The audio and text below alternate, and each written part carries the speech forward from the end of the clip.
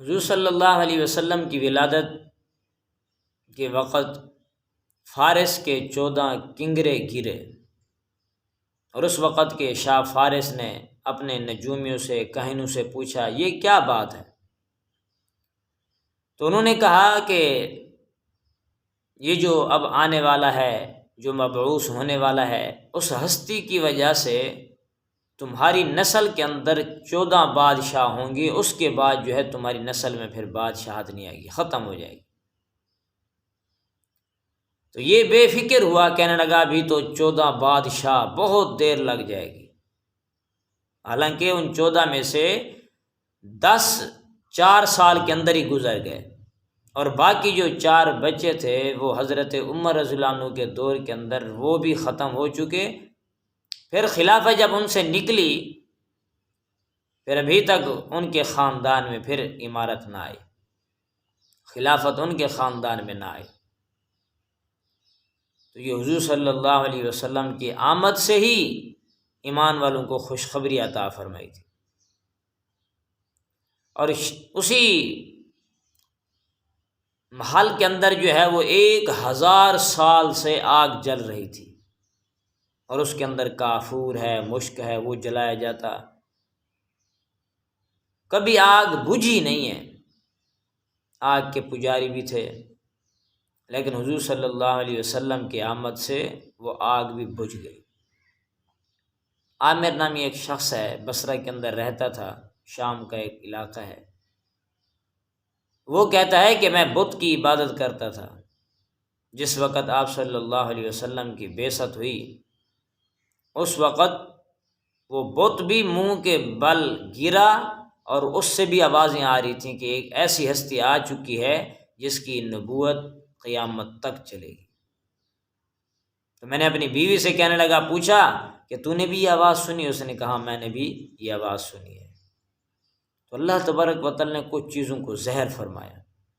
تو اماں حلیمہ فرماتے ہیں کہ جب میں گئی آپ صلی اللہ علیہ وسلم کو لینے کے لیے، اس سے پہلے تو ایک فرشتہ آیا، سفید لباس پہنا ہوا تھا، نہر حیات پہ لے گیا، مجھے اس سے پانی پلایا کہ میرے اندر جان میں جان آ گئی۔ اور اللہ تبارک و تعالیٰ نے جو ہے وہ خوشخبری دی رات کے وقت ہی کہ مکہ کے اندر جانا، اللہ نے تیرے لیے وہاں پہ خزانہ رکھا ہوا ہے، دولت دنیا آخرت کی رکھی ہوئی ہے۔ تو یہی ذہن میں رکھ کر کے یہ گئی، اور تو نے کہا واپس چلی جا، کوئی بھی نہیں ہے۔ کہنے لگی میں تو جاؤں گی لینے۔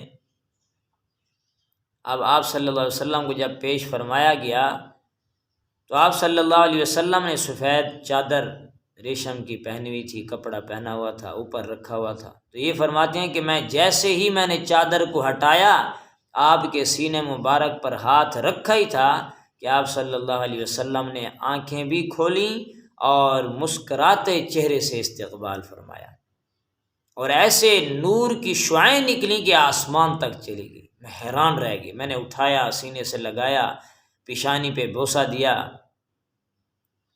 اور آپ صلی اللہ علیہ وسلم کو میں نے دائیں طرف سے اللہ کا نام لے کے جو ہے وہ میں نے دودھ پلانا شروع کیا۔ بائیں طرف سے جب پلانا چاہا تو آپ نے نہ پیا، اپنے رضعی بھائی کا حق آپ نے نہ پیا۔ جب بچپن سے ہی آپ صلی اللہ علیہ وسلم کی یہ عادت مبارک تھی، تو کسی کا حق کیسے دبا سکتے ہیں؟ تو اماں حلیمہ فرماتے ہیں کہ میں وہ بچہ لے کے آئی، میں نے کہا میں اس کی پرورش کروں گی، تربیت کروں گی۔ اماں آمنہ فرماتی ہیں اماں حلیمہ پریشان نہ ہونا، جب اللہ نے مجھے کچھ دیا تو میں بہت کچھ تمہیں دوں گی۔ اولاد تھی، اور لوگ بھیجتے تھے گاؤں دیہات کے اندر، وہاں کی زبان خالص ہوتی ہے، وہاں کے کھانے بھی خالص ہوتے ہیں، دودھ ہے، مکھن ہے، جو چیزیں بھی ہیں۔ تو فرماتے ہیں کہ میں جیسے لے کے گئی اور اونٹنی کے پیچھے بیٹھنے لگی تو اونٹنی اٹھے ہی نہ۔ پھر ذہن میں آیا کہ اس سوار کو اپنے خامد کو دے دیتے، تو جب اپنے خامد کو آگے بیٹھے تھے دیا، آپ صلی اللہ علیہ وسلم کو آگے رکھا، تو پھر اونٹنی ایسے اٹھی تیزی سے، اور اتنی تیزی سے جلدی سے بھاگی جیسے بجلی ہوتی ہے، سب دائیوں سے آگے نکل گئی۔ وہ پوچھتی تھیں کوئی سواری تبدیل کی ہے؟ پہلے تو یہ ایسا نہیں تھی، میں نے کہا نہیں سواری نہیں، میں نے سوار تبدیل کیا ہے۔ اللہ نے ان کی برکت سے یہ سارے معاملات دکھائے۔ تو اس سے معلوم ہوا کہ حضور صلی اللہ علیہ وسلم کی سیرت ہے، سنت ہے، ان کو جب اپنے آگے رکھیں گے، ہر کام سے پہلے رکھیں گے، تو پھر یہ انسان بھی کامیاب ہے۔ اگر ان کو پیچھے چھوڑ دیا پھر ناکامی ناکامی۔ وہ فرماتے ہیں کہ میں گھر میں لے گئی، گھر کے اندر ایسی برکتیں، ایسی خوشحالی آ گئی، اونٹنی بھی جو نڈھال تھی، کمزور تھی،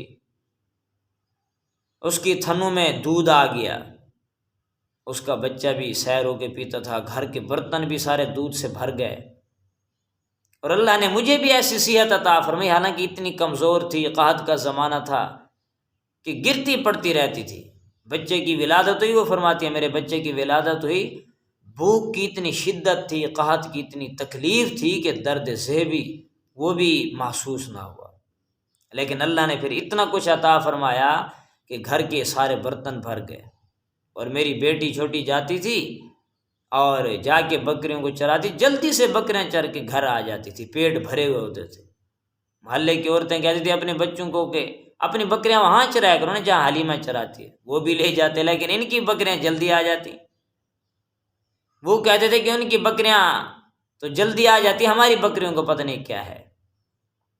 ایک مرتبہ حضور صلی اللہ علیہ وسلم کی بہن اماں حلیمہ کی بیٹی شیمہ کہنے لگی اماں جان میرے ساتھ میرے بھیا کو بھی بھیج دیں۔ حضور صلی اللہ علیہ وسلم کے بارے میں کہا بیٹا وہ کیا کرے گا، وہ تو چھوٹا ہے۔ کہا اماں جان جب یہ میرے ساتھ جاتا ہے تو میری بکریاں مجھے تنگ بھی نہیں کرتی، میں اسے لے کے درخت کے نیچے بیٹھ جاتی ہوں اور بکریاں جلدی سے چر کر کے اپنا پیٹ بھر کر کے آ کر کے بیٹھ جاتی ہیں بادب ہو کے، جیسے اس کا دیدار کرے، تو مجھے تنگ بھی نہیں کرتی۔ تو آپ صلی اللہ علیہ وسلم کو تو اللہ نے بہت بڑا مقام عطا فرمایا، اور یہ ہماری خوش نصیبی خوش قسمتی ہے کہ اللہ نے ہمیں وہ نبی بنایا، ہمارے لیے وہ نبی بنایا اور ہمیں اس کا امتی بنایا۔ نہیں تو حضرت عیسیٰ علیہ السلام، حضرت موسیٰ علیہ السلام نے تو مانگا تھا یا اللہ اس نبی کا امتی ہمیں بنا، اللہ نے بن مانگے امتی بنایا ہمیں۔